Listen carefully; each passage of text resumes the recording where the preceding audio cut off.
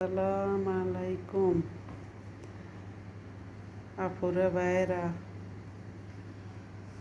এই যে দেখো বিদেশিগুলোকে আলু বানাইতেছে। এই যে দেখো সব পটেটো আলু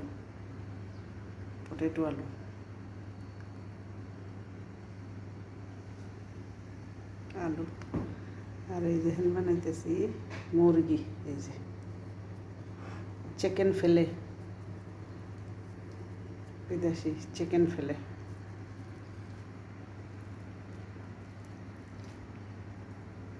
আলু মানে এখানে সিদ্ধ করছে, আগে সিদ্ধ কইরা তেল ময় মশলা দিয়ে তার পাশে বাইরে দিয়ে একটা দিয়ে জাতা দিয়ে বানাই ফেলাইলাম। হ্যাঁ, অনেকদিন চুলার ভিতরে দিন